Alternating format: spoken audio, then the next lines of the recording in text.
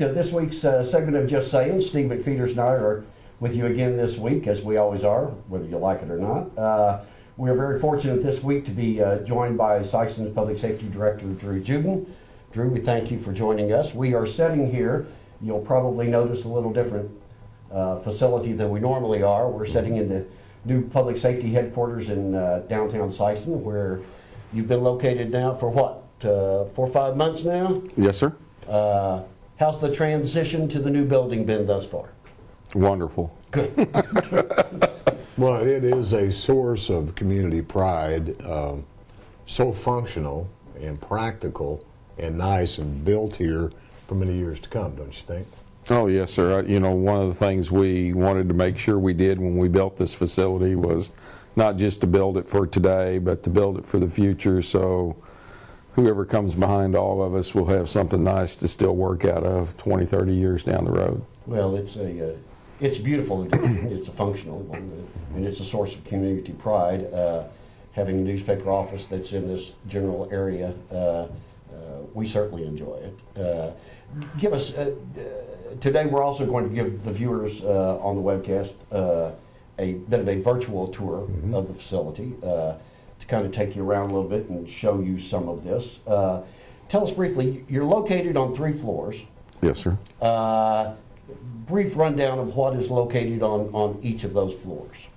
Well, we'll start with the basement. The basement is primarily a storage area for reports and evidence and some of our other items that we have to store, ammunition, weapons, things of that nature. You know, storage is a huge issue for us because there's a lot of the police reports and other incident reports that we have to keep for 75 to 100 years. So when you're doing 25, 30,000 calls a year, it doesn't take long for the reports to be an issue. Prior to the new building, a lot of these reports and files and what have you were actually kept off premise. Correct. Now we have them under one roof, safe and secure, which is an excellent addition. But I apologize. Go ahead. That's okay. Evidence is the other thing. Some of it has the same life expectancy, and as you indicated, we kept it off premise.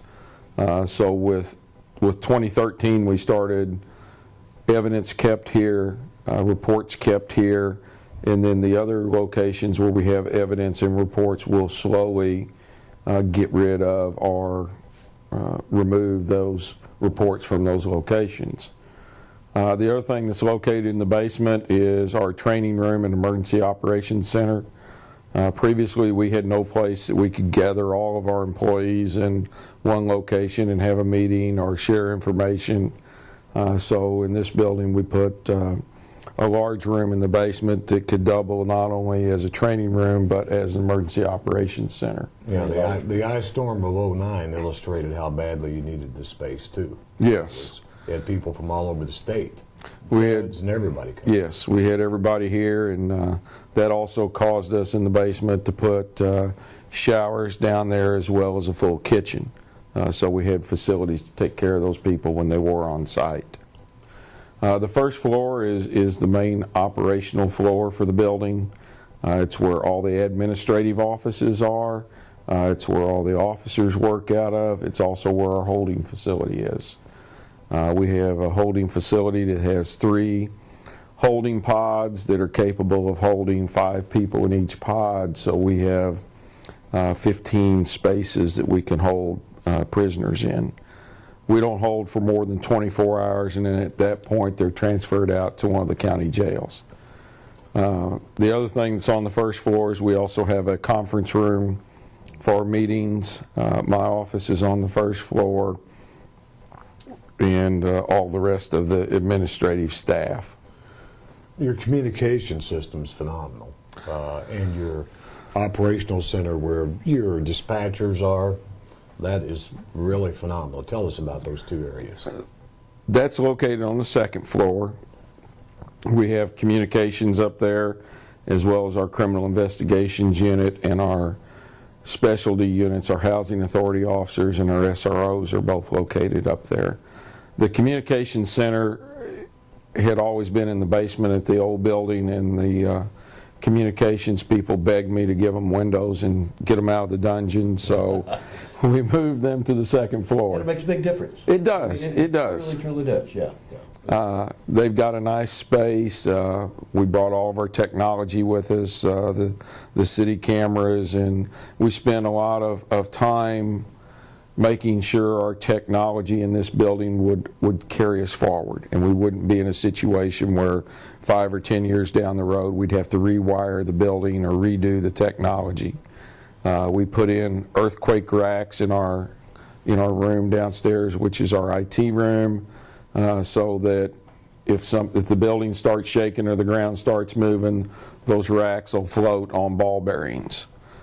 So we tried to look from the disaster perspective and try to have a building that would be standing in the event of a major earthquake or some other event. In that dispatch communication center, that's such a great ally to the guys on the street, because you can virtually see what's going on in a lot of places around the community, which to me is policing and is providing public safety. Well, it's almost like having extra officers out there, because those cameras provide some level of coverage to those parts of the community. They give us another set of eyes. They give us another perspective. They provide backup for those officers. If they're on a traffic stop there, a lot of times the dispatchers can watch them before another backup vehicle gets there and make sure that they're not getting in any trouble. You mentioned obviously upgrades in technology. In your 30-plus years in law enforcement, has the improvements in technology, has that been the greatest change you've seen in law enforcement? I think so. I think the technology and the communications and the fact that today, if you have the right device, I can take somebody's thumbprint and run them through the national database and know who they are in a matter of seconds.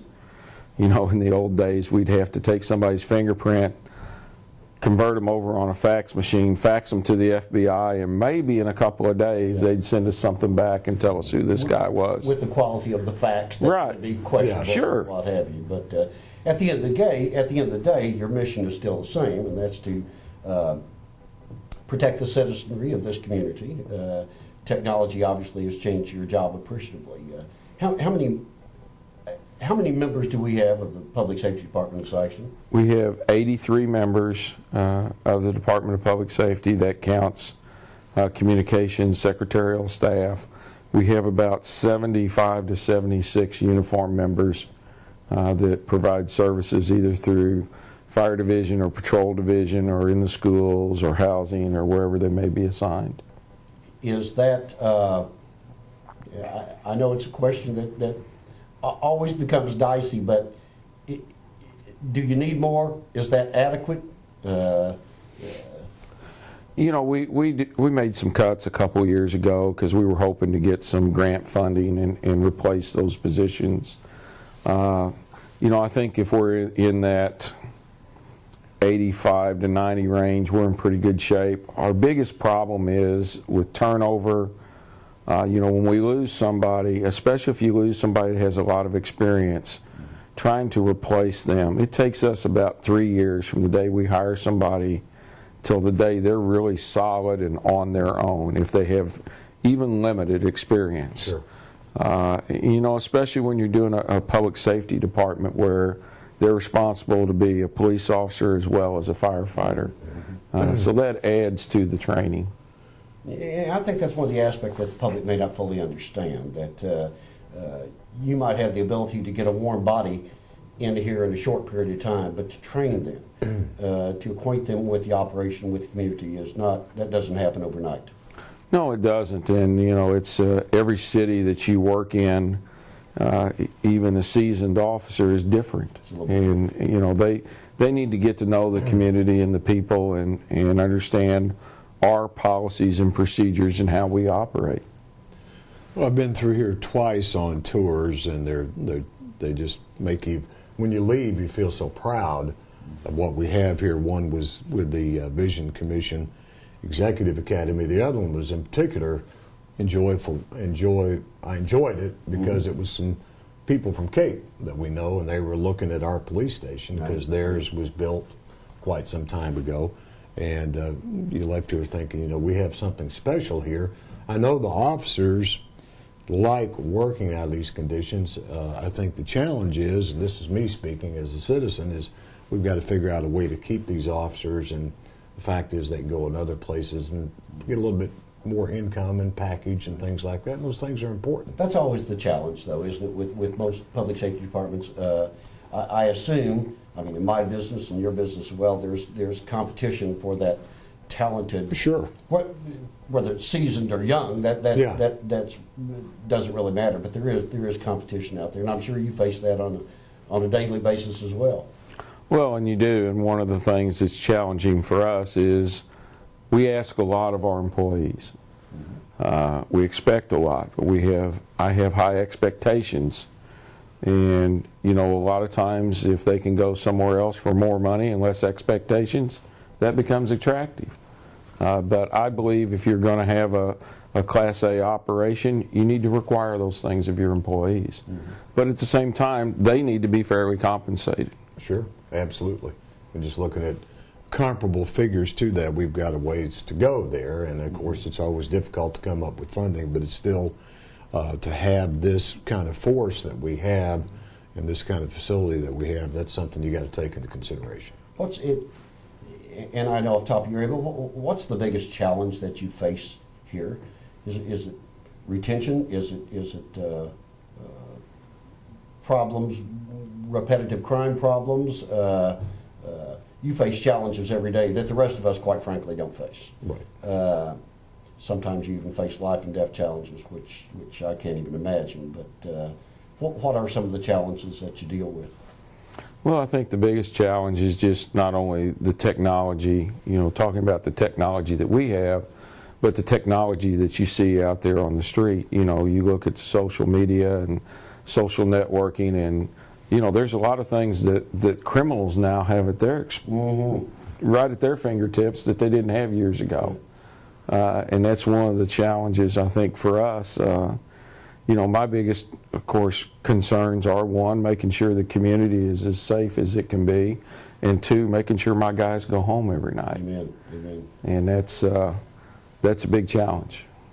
It's, you know, it's one that I don't face in my business, and obviously you don't face in yours as well. But that's Well, if we face any challenge in our business, guess who we call? absolutely. We call, and guess how long it takes them to get there? Almost instantly. Yep, that's how it Very goes. good. If you had a wish list right now, is there anything that the Department of Public Safety could use right now that you don't have?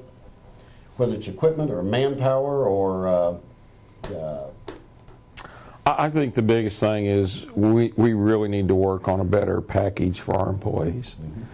And I hate to relate it to professional sports, but if you're going to have a winning team and you're going to have a Class A team, you better have a Class A package so you can go out and recruit and hire the best and keep them. Yeah, exactly. I know it's just like when you had the opportunity here and the city leadership and people say, did we really need a police station like this? I would submit that we did, because the opportunity through rural development was there for some long-term financing. The need was there, and it was like, if not now, when are we going to do it? Well, and I find some irony in that discussion, too. There were voices of dissent. You heard it as well as we did, obviously. It's too much, it costs too much, and this, that, and the other. Once this facility is up and running and in operation, now it becomes a source of pride, even for those who had some glimmer of opposition to it. Right. I mean, it just is. It's a source of great pride. Combined with the Board of Municipal Utilities building, which is next door, Housing Authority has a new one. We now have Chamber of Commerce locating downtown. I mean, there are some things that we can point to with pride. And first and foremost, I think we're setting in the offices of that right now. well, it's become, this is the center piece, if you will, of community activities, core community activities, looking downtown again. And have your police headquarters there in the middle of it is, what else could you want? No, For exactly. economic development, for someone to move a store in. I mean, it all fits so well. And let me ask you something. I'm cheating on this a little bit because our offices are literally virtually touching. I notice a number of out-of-town police cars on a regular basis, whether it's Cruddsville, Cape Girardeau. I noticed a number of those. are other departments using our facility in any capacity? I mean, there seem to be a number of these out of town, which is great for the community. I mean, I think it speaks well of us. Well, now we have a facility in which we can offer training, and we offer a lot of training up regionally that brings those agencies in, as well as a lot of our specialized units are staffed by people from other agencies. Okay. So that's the reason that And you some see people that. are on tour of jails and they bring them in one car and then, no, I'm kidding. Got a wise man pays attention to Yeah, what public yeah. safety vehicles are around, and I pay close attention to that, as a matter of fact. But That doesn't it mean a lot to come up to the officers at some point and say, you know, we appreciate what you do for the community? What does that mean to the guys? Oh, it's huge to the guys. Those guys, you know, 90% of the time they're being told about, don't you have something better to do than stop me and write a ticket? So, you know, it's anytime they receive those kudos, they really enjoy them, and anytime I receive them about them, I try to pass them along. Sure.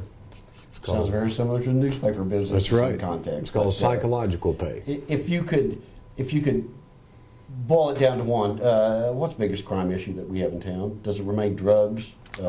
I think that's the biggest crime issue anywhere in the nation. Yeah.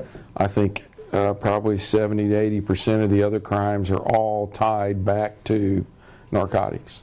In one capacity or the other. One capacity or the other. They're stealing to get money to buy drugs, or they're stealing drugs, or, you know, you just pick the crime. And we're not exempt from that, just No. as any other community. I've No, noticed. I haven't found one yet. Well, and you know, if you read the newspaper, and we certainly hope that you do, it's real easy to see. It's not isolated to Sikeston by any stretch of Oh, no, imagination. no. And sometimes I think maybe Sikeston Public Safety does a little better job than some others, because I think that's why we see a lot more of the activity here. It's not that we're seeing the activity, we're seeing the results of that activity, and that speaks well of the department. And we're being told that our time is running out, that someone's always in control. And How many years, Drew, have you been here as the chief now? As a chief, I've been here 11 years. And before that, how many total with the department? I've been here 34 years. I started when I was 10. There you go. Yeah. So we'll end today's program with an obvious lie. But we do thank you for joining us. Steve and I will be back with you again next week. Drew, we thank you for joining us. Thank you for all. opening your house to us, and we hope that, quite frankly, that's the only capacity that we ever deal in this facility. But we thank you. We thank you for joining us. If you have any questions, comments, or suggestions, contact us either through email. There's a lot of different ways. We've told them to you many times. Steve? Have a good one. Hope to not see you here. It's a deal in any capacity. Thank you for joining us again.